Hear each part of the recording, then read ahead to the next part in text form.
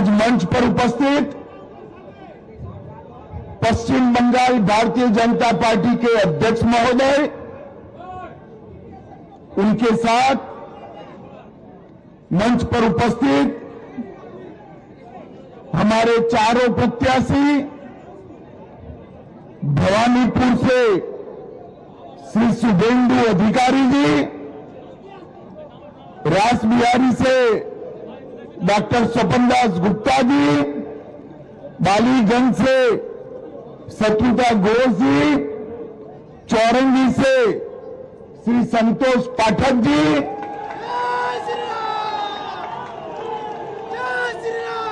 मित्रों, मैं लंबा भाषण करना नहीं चाहता हूं। बंगाल चुनाव में 15 दिन तक मैं बंगाल में ही रहने वाला हूं।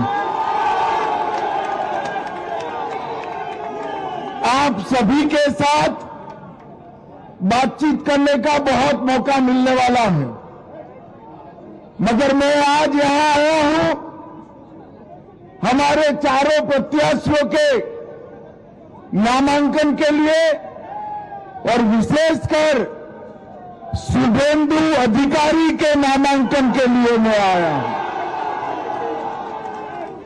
चुनाव के पहले ही करीब करीब समग्र बंगाल का मेरा दौरा हुआ है।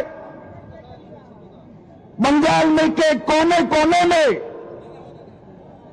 कलकत्ता जाइए, दुर्गापुर जाइए, उत्तर बंगाल जाइए, हर जगह पे एक ही आवाज है, इस सरकार को बदल दो, ममता बनर्जी को बाय बाय टाटा कर दो। मैं आज बंगाल की पूरी जनता जो टोलबाजी से त्रस्त है, तृणमूल कांग्रेस की कार्यकर्ताओं की गुंडाई से त्रस्त है, महिलाओं की असुरक्षा से त्रस्त है, बेरोक टोक घुसपैठ होकर बंगाल की डेमोग्राफी चेंज हो रही है, इससे त्रस्त है, आए दिन बम धमाके गोलीबारी से त्रस्त है, युवा बेरोजगारी से त्रस्त है और करप्शन का इतना रिकॉर्ड जो ममता जी ने बनाया है, इससे भी त्रस्त है। पूरे बंगाल की जनता मांग कर रही है कि महान पश्चिम बंगाल के अंदर अब परिवर्तन होना चाहिए। मोदी जी के नेतृत्व में यहां भारतीय जनता पार्टी की सरकार बननी चाहिए। पश्चिम बंगाल की बॉर्डर को सील कर पश्चिम बंगाल और देश भर से घुसपैठियों को चुन चुन कर देश के बाहर निकालना चाहिए और कवि गुरु की कल्पना का सोनार बांग्ला बनाना चाहिए। इसलिए पूरे बंगाल की जनता परिवर्तन के लिए तत्पर बैठी है, तैयार बैठी। जहां जाते वहां कहते हैं 5 मई को भाजपा सरकार आने वाली है, मगर मैं आज भवानीपुर के मतदाता भाइयों बहनों को विनती करने आया हूं। पूरा बंगाल ममता बनर्जी को विदाई करने के लिए तैयार है, मगर भवानीपुर वालों, पूरे बंगाल में परिवर्तन करने आपके हाथ में है। ऐसा है, एक एक सीट कर जीतेंगे, 170 सीट तक जाएंगे, तब परिवर्तन होगा, ठीक है ना? मगर मेरे पास एक शॉर्टकट है। अगर भवानीपुर वाले एक ही सीट जिता दे तो परिवर्तन अपने आप हो जाएगा। अरे शुभेंदु दा हमारे नंदीग्राम से लड़ना चाहते थे।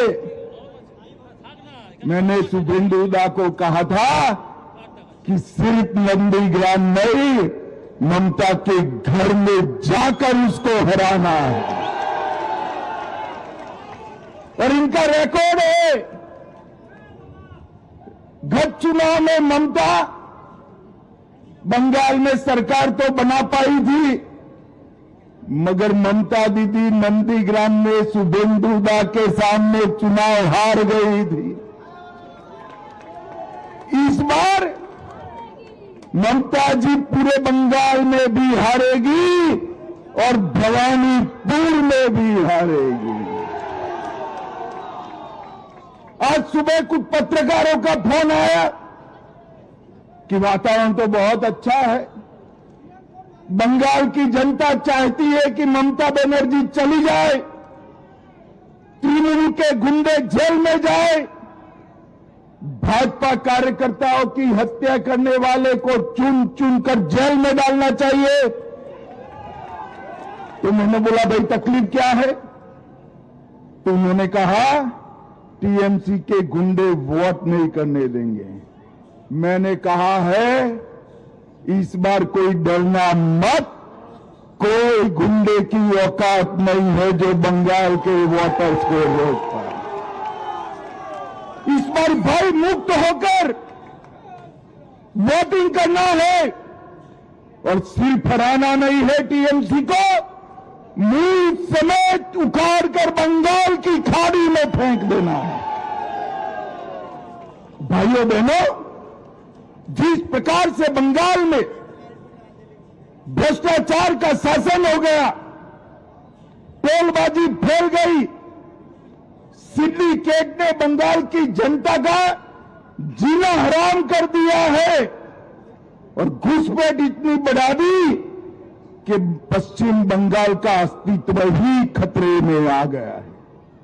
ये सारी चीजों का एक ही रास्ता है, नरेंद्र मोदी के नेतृत्व में बंगाल में भारतीय जनता पार्टी की सरकार बनानी।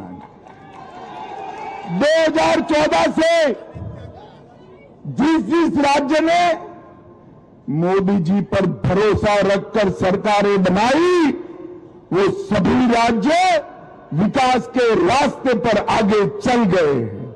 अब बारी हमारे बंगाल की है। मुझे बताओ भवानीपुर वालों, बंगाल में परिवर्तन करना है या नहीं करना है? बंगाल में तो परिवर्तन होगा ही, भवानीपुर में परिवर्तन करना है या नहीं करना है?